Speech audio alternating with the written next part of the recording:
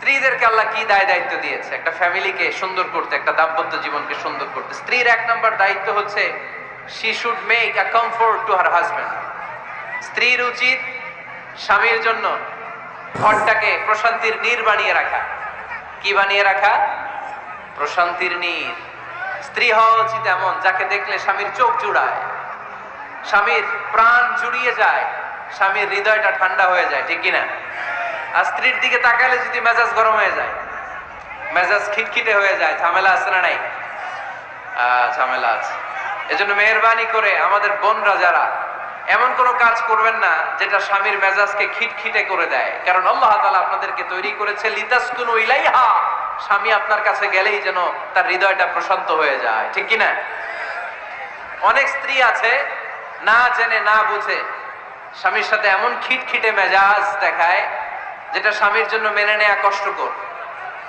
স্বামীর জন্য একটা ত্রাস হয়ে দাঁড়ায় স্ত্রী, ত্রাস। অনেক স্বামী আছে স্ত্রীর এরকম আচরণের কারণে, অতিরিক্ত প্রেসার ক্রিয়েট করার কারণে স্ত্রীদেরকে ভয় পায়।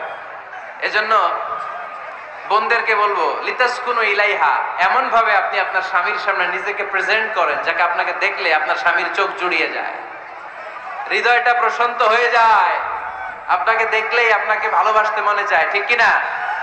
এজন্য রব্বুল আলামিন বলেন আমি নারীদেরকে তৈরি করেছি লিতাসকুনু ইলাইহা, যেন পুরুষেরা স্ত্রীদের সংস্পর্শ যখন পায় পুরুষদের হৃদয়টারে প্রশান্ত করে দেয়। কে? রব্বুল আলামিন বলেছেন খাদিজার জন্য জান্নাতে আমি এমন একটা ঘর বানিয়েছি যেই ঘরের মধ্যে কোনো বিশৃঙ্খলা নাই। খাদিজার জন্য জান্নাতে এমন একটা প্রাসাদ আমি বানিয়েছি যেই প্রাসাদের মধ্যে কোনো আওয়াজ নাই, কোনো কোলাহল নাই, কোনো বিশৃঙ্খলা নাই। কারণ খাদিজা আমার নবীকে এমন একটা ঘর উপহার দিয়েছে যেই ঘরের মধ্যে কোনো বিশৃঙ্খলা ছিল না, আওয়াজও ছিল না। পড়েন সুবহানাল্লাহ। আল্লাহ রাসূল যখন সারাদিন কাফেরদের মাঝে কোরআনের দাওয়াত দিতেন, কোলাহল মারামারি জীবনের ঝুঁকি নিয়ে মক্কার কুরাইশদের মাঝে যখন দাওয়াত দিতেন, সব বিশৃঙ্খলা ঝামেলা গোলমাল শেষ করে রাতের বেলায় যখন খাদিজার ঘরে বিশ্বনবী ঢুকতেন, বিশ্বনবীর হৃদয়টারে প্রশান্ত করে দিত কে? আম্মাজান খাদিজা বিশ্বনবী সাল্লাল্লাহু আলাইহি ওয়াসাল্লামের জন্য এমন ঘর উপহার দিয়েছেন যেই ঘরে বিশ্বনবী আসলে বিশ্বনবীর হৃদয়টা ঠান্ডা হয়ে যেত। সুবহানাল্লাহ পড়ে। অনেক স্ত্রী আছে স্বামী ঘরে ঢুকলেই ঘরে আটা নাই, রুটি নাই, চাল নাই, ডাল নাই, এটা লাগবে ওইটা লাগবে, ওখানে যেতে হবে, একটার পর একটা ফিরিস্তি বলে বেড়ায়, আছে না নাই? না, এটা করবেন না। আপনার কি লাগবে এই সব দায়িত্ব আল্লাহ তাআলা স্বামীকে দিয়েছে, স্বামীকে জানাবেন। তবে ধীরে সুস্থে, ধীরে সুস্থে স্বামীর জন্য ঘরটাকে এমন করে রাখতে হবে যেন ঘরে ঢুকলেই স্বামীর হৃদয়টারে প্রশান্ত করে দেয় কে? এজন্য স্ত্রীর প্রথম দায়িত্ব ঘরটারে প্রশান্তির নীড় বানানো। একটা সুখী দাম্পত্য জীবনের জন্য স্ত্রীর 2 নম্বর দায়িত্ব হচ্ছে স্বামীকে ইন্সপায়ার করা, স্বামীকে সাহস যোগানো, পিছন থেকে ড্রাইভিং পুশের মতো কাজ করা। কারণ স্বামীকে যখন স্ত্রী সাহস যোগায় স্বামীর সাহস বেড়ে যায়, ঠিক কিনা? আল্লাহর হাবিব সাল্লাল্লাহু আলাইহি ওয়াসাল্লামের কাছে কোরআনের আয়াত নাযিল হলো ইকরা বিসমি রাব্বিকাল্লাযী খালাক খালাকাল ইনসানা মিন আলাক ইকরা ওয়া রাব্বুকাল আকরাম আল্লাযী আল্লামা বিল কলম আল্লামাল ইনসানা মা লাম ইয়ালাম। পড়েন আল্লাহু আকবার। সূরাতুল আলাকের 5 আয়াত হেরা গুহায় যখন নাজিল হয়ে গেল, বিশ্বনবী সাইয়েদনা জিবরাইলকে নিজ আকৃতিতে দেখলেন, পা থেকে মাথা পর্যন্ত দেখে বিশ্বনবী ভয় পেয়ে গেলেন। বিশ্বনবী সাল্লাল্লাহু আলাইহি ওয়াসাল্লামের হৃদয় কাঁপতে আরম্ভ করলো। কোরআনের 5 আয়াত নিয়ে হেরা গুহা থেকে বিশ্বনবী আম্মাজান খাদিজাতুল কুবরা রাদিয়াল্লাহু তাআলা আনহার কাছে চলে আসলেন। এসে ডেকে বললেন, খাদিজা জাম্মিলুনি জাম্মিলুনি, কম্বল দিয়ে তুমি আমারে চাপা দাও, আমার ভয় লাগছে, মনে হয় আমি বাঁচবো না। আম্মাজান খাদিজা বললেন, কি হয়েছে আপনার? বিশ্বনবী বললেন, বিশাল বড় একটা লোক কোরআনের 5 আয়াত নিয়ে এসেছে। ওই লোকের পা হেরা গুহার মধ্যে, মাথাটা আকাশের উপরে, এত বিশাল সত্তা, বিশাল কোন মানুষ জীবনে আমি দেখি নাই। এসে সে পরিচয় দিয়েছে সে নাকি জিবরাইল ফেরেশতা। বিশ্বনবী বললেন, মনে হয় আমি বাঁচবো না। আমার জ্বর চলে এসেছে, আমার হৃদয়ের মধ্যে কাঁপুনি শুরু হয়েছে, তুমি আমারে কম্বল দিয়ে চাপা দাও।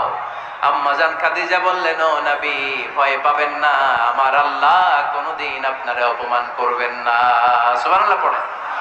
ওয়াল্লাহি ওয়াল্লাহি লা ইউখজিক আল্লাহু আবাদা। নবী গো, আল্লাহ আপনার অপমান করবেন না, কারণ আপনার মধ্যে এমন এমন ভালো ভালো গুণ আছে, এই গুণাবলীগুলি যে মানুষের মধ্যে থাকে তাকে আমার রব কোনোদিন অপমান করতে পারে না। চিল্লায় বলেন ঠিক কি না? নবী হে, ইন্নাকা লা তাসিলুর রাহিমা, আপনি আত্মীয়তার সম্পর্ক বজায় রাখেন। ও নবী, তাসদুকুল হাদিসা, সব সময় আপনি সত্য কথা বলেন। ওয়া তাহমিলুল কাল্লা, আপনি মানুষের বোঝা টেনে দেন। ওয়া তাকসিবুল মা'দুমা, যার উপার্জন করার কেউ নাই, নিজে গায়ে খেটে আপনি তারে উপার্জন করে দেন। ওয়া তুঈনু আলা নাওয়াইবিল হক, সত্য যেখানে বিপন্ন সেখানে আপনি সাহসী সৈনিকের মতো দাঁড়িয়ে যান। সুবহানাল্লাহ। নবী হে, আপনি ভয় পাবেন না, কারণ আপনি এমন অসাধারণ ব্যক্তিত্ব, এমন জনকল্যাণমূলক কাজের আঞ্জাম আপনি দেন, এরকম লোককে আল্লাহ কখনো অপমান করতে পারে? আপনি চালিয়ে যান, আপনাকে থামানোর মতো অপশক্তি গোটা বিশ্বে দ্বিতীয়টা নাই। চিল্লায় বলেন ঠিক কিনা? বিশ্বনবীকে সাহস জুগিয়েছেন, এরকম সাহস জোগানোর মতো স্ত্রী আমাদের দরকার আছে না নাই?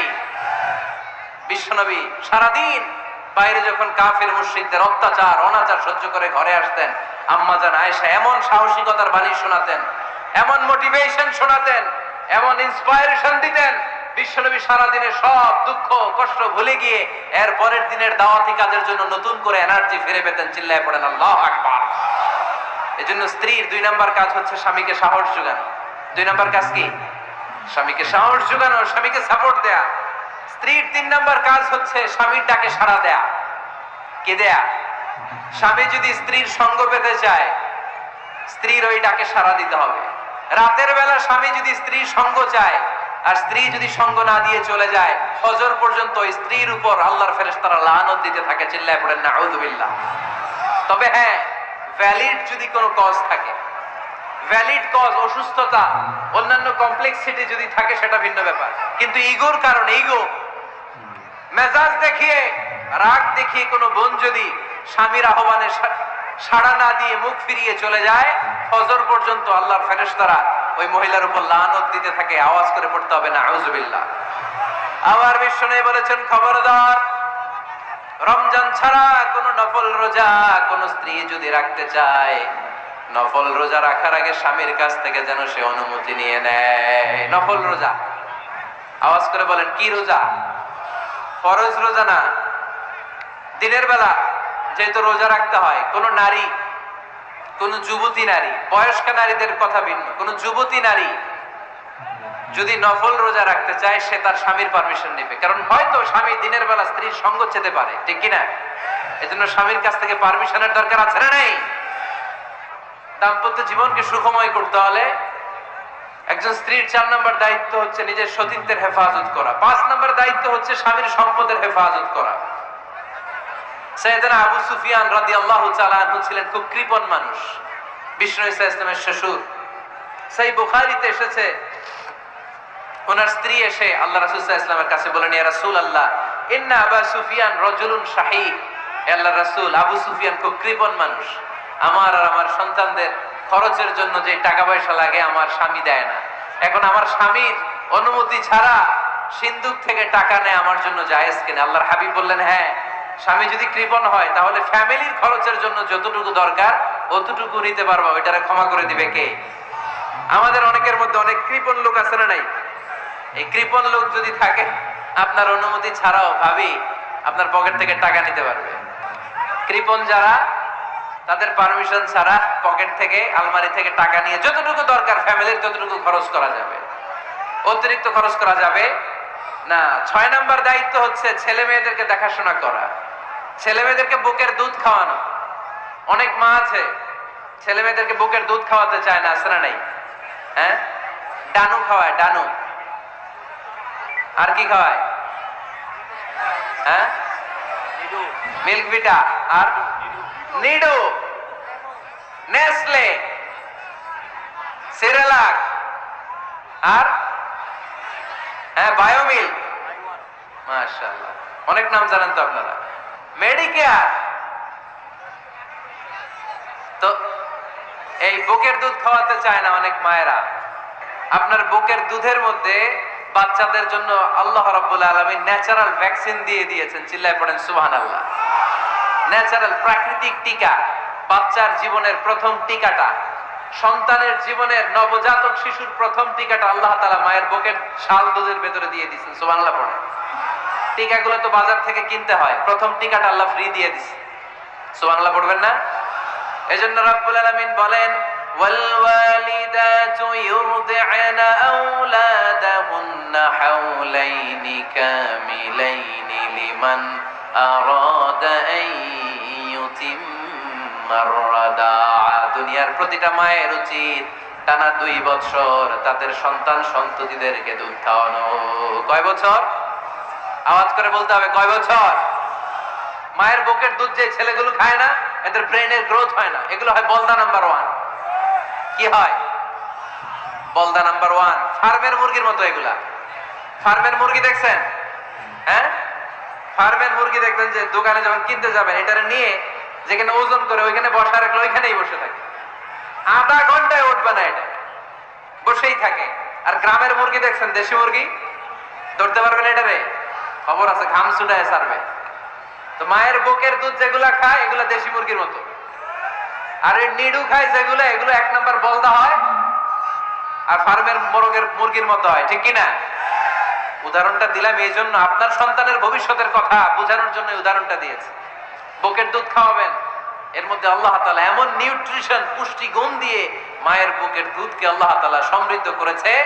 বাচ্চার ব্রেইনের গ্রোথ হয়, বাচ্চার হাড্ডিগুলো খুব শক্ত হয়, সে ইনফিরিয়রিটি কমপ্লেক্সে ভোগে না, হীনমন্যতায় ভোগে না। জীবনের যেখানেই যাবে সেখানেই সে হবে সফল। চিল্লায় বলেন ঠিক কিনা?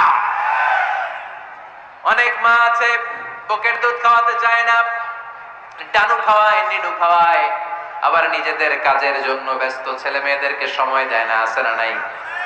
নারীরা চাকরি করতে পারবে, হেজাব করে নিজেকে পর্দার মধ্যে রেখে শিক্ষকতা করতে পারবে, ডাক্তারি করতে পারবে, সব পেশায় তারা যেতে পারবে, নিজেদেরকে পর্দার মধ্যে রেখে হেজাব পরে সব জায়গায় যেতে পারবে। কিন্তু সন্তানদেরকেও দেখাশোনার দরকার আছে না নাই? অনেক মায়েরা নিজেরা থাকে চাকরিতে আর ছেলে মেয়েদেরকে দিয়ে রাখে কাজের মেয়ের কাছে। আছে না নাই? মনে রাখবেন, আপনি যদি অফিসে চাকরিতে ব্যস্ত থাকেন আর ছেলে মেয়ে যদি কাজের মেয়ের কাছে মানুষ হয়, তাহলে ছেলে মেয়ে আপনার আচরণ পাবে না, সে কাজের মেয়ের বুয়ার আচরণ পেয়ে পেয়ে বড় হবে। চিল্লায় বলেন ঠিক কিনা? এক একটা নারীকে আল্লাহ তাআলা এক একটা ফ্যামিলির ম্যানেজিং ডাইরেক্টর বানিয়ে দিয়েছে। এ women is an MD of a family। একজন নারী একটা ফ্যামিলির ম্যানেজিং ডাইরেক্টর। এখানে অনেক কাজ আছে মিয়া। এখানে তার ফুড ম্যানেজমেন্ট এনশিওর করতে হয়, এখানে অনেক ডিপ্লোমেসি জানা লাগে। একজন নারীকে ফ্যামিলিতে টিকে থাকতে হলে কূটনীতি লাগে, শাশুড়ির সাথে বউয়ের ঝগড়া আছে না নাই, ম্যানেজ করতে হয়। একান্নবর্তী ফ্যামিলি হলে স্বামীর ভাই বোন এদের মন মানিয়ে চলতে হয়, পুরো ঘরটাকে হ্যান্ডেল করতে হয়। এখানে আছে ফুড ম্যানেজমেন্ট, এখানে আছে ক্লিনিং ম্যানেজমেন্ট, এখানে আছে ডিপ্লোমাসি। পুরো ঘরের মধ্যে তো বিশাল একটা অফিস। এই কাজ ফেলে দিয়ে মহিলারা বাইরে ঘুরে বেড়ায় না। ফ্যামিলি সামলান। আপনি যদি ঘরমুখ হন, তাহলে আপনার ফ্যামিলির মধ্যে বরকত দিয়ে এটাকে সমৃদ্ধ করে দিবে কে? তাহলে সুখী দাম্পত্য জীবনের 6 নম্বর ফর্মুলা হচ্ছে ছেলে মেয়েদেরকে সময় দেয়া। ছেলে মেয়েদেরকে সময় দেন। Spending money, spending time is more important than spending money for children. ছেলে মেয়েদের জন্য টাকা ব্যয় করার চেয়ে ছেলে মেয়েদের সাথে সময় ব্যয় করা বেশি গুরুত্বপূর্ণ। ঠিক কিনা? এমন অনেক ফ্যামিলি আছে আমি দেখেছি যে বাবাও চাকরিজীবী, মাও চাকরিজীবী। আছে না নাই? হয় ডে কেয়ারে না কাজের বুয়ার কাছে মানুষ হইতেছে। বাবা মারা যখন সকালে অফিসের জন্য বের হয় তখনও ছেলে মেয়ে ঘুমায়, আবার রাতে যখন মিটিং সিটিং সব শেষ করে ঘরে আসে তখনও ছেলে মেয়েগুলা ঘুমায়। শুক্রবার ছাড়া বাবা মার ছেলে মেয়েদের দেখা নাই। এরকম ফ্যামিলি আছে না নাই? ঢাকাতে পারিবারিক এই ক্রাইসিস, এই সংকটগুলো আমরা প্রায়ই শুনি। আল্লাহ তুমি আমাদের ফ্যামিলিগুলোরে বরকতময় করো, আমাদের ফ্যামিলিতে যেন আমরা জান্নাতি ইমেজ উপভোগ করতে পারি, তুমি তৌফিক দান করো। আওয়াজ করে পড়বো আমিন। 7 নাম্বার দায়িত্ব, বিশ্বনবী বলেছেন খবরদার, স্বামী পছন্দ করে না এমন কোন লোককে স্ত্রী যেন ঘরে অ্যালাউ না করে। স্বামী পছন্দ করে না এমন কোন লোককে আপনার স্ত্রী ঘরে অ্যালাউ করতে পারবে? আমার বোনেরা খবরদার, আপনার স্বামীর পারমিশন ছাড়া, আপনার স্বামী পছন্দ করে না এরকম কোন লোককে আপনার ঘরে আপনি অ্যালাউ করতে পারবেন না। 8 নাম্বার, স্বামীকে আর্থিকভাবে সহযোগিতা করা। যদি স্ত্রী ধনী হয়, আমরা সব এক করে ফেলছি, আসলে ইসলামের দৃষ্টিতে স্বামীর ব্যালেন্স আলাদা, স্ত্রীর ব্যালেন্স আলাদা। স্বামীর যাকাত আলাদা, স্ত্রীর যাকাত আলাদা, ঠিক কিনা? স্ত্রী ধনী হতে পারে, স্ত্রীর আলাদা সম্পদ থাকতে পারে। যদি স্ত্রীর সম্পদ থাকে, স্ত্রীর উচিত তার সম্পদ দিয়ে তার স্বামীকে এস্টাবলিশ হতে, স্বাবলম্বী হতে সহায়তা করা।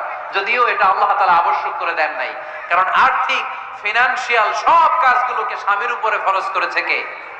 ফিনান্সিয়ালি 1 টাকা খরচ করা, 1 টাকার দায়ভার নেওয়া কোন স্ত্রীর উপরে আল্লাহ আবশ্যক করে নাই।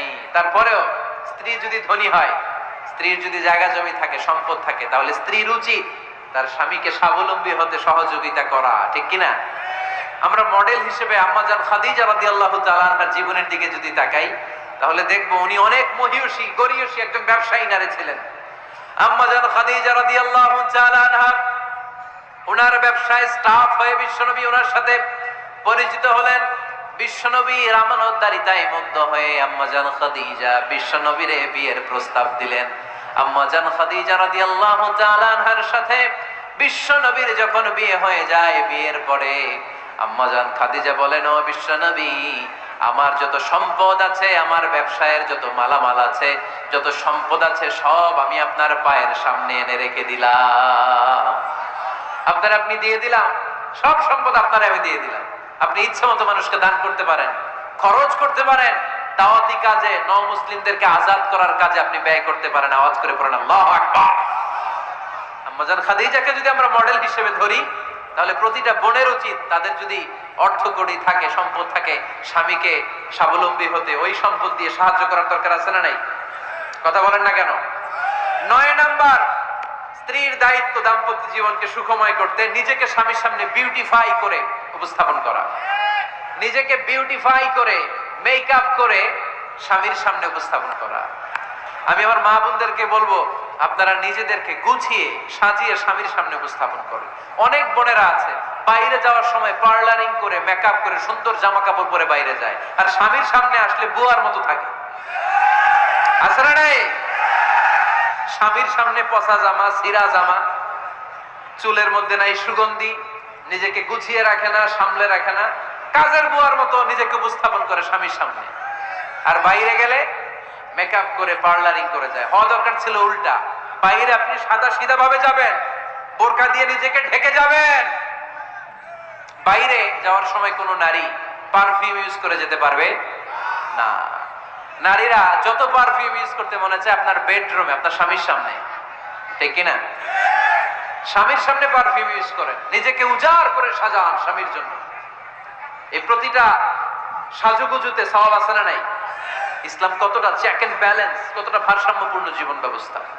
খবরদার, নারীরা ডিওডোরেন্ট ইউজ করে বাইরে যেতে পারবে, যেটা সে তার আর্মপিটে ইউজ করে, কিন্তু ঝাঁঝালো পারফিউম বোরকার উপর দিয়ে মেরে কোনো নারী বাইরে যেতে পারবে?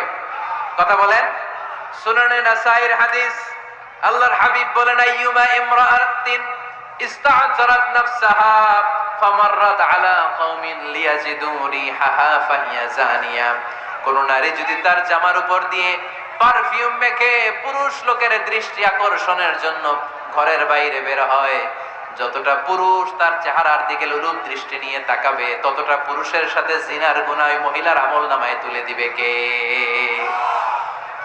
পারফিউম মেখে যদি কোনো নারী বের হয় এই উদ্দেশ্যে যে ছেলেরা আমাদের প্রতি আকৃষ্ট হবে, যতটা ছেলে তার দিকে তাকাবে, প্রত্যেকটা ছেলের সাথে জিনার গুনাহ আল্লাহ তাআলা এমনি তার আমলনামায় তুলে দিবে। নাউজুবিল্লাহ পড়েন। এজন্য খবরদার, নিজেকে সাজিয়ে গুজিয়ে স্বামীর সামনে উপস্থাপন করুন, সাজিয়ে গুজিয়ে।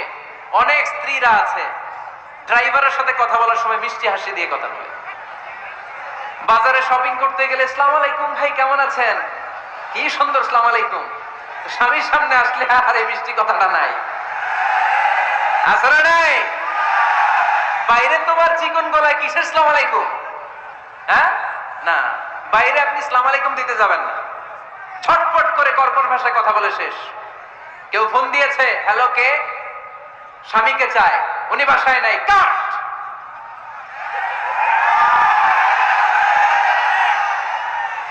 কারে চান? আপনার হাজবেন্ডের। নাই, কাট, শেষ করে দিবেন।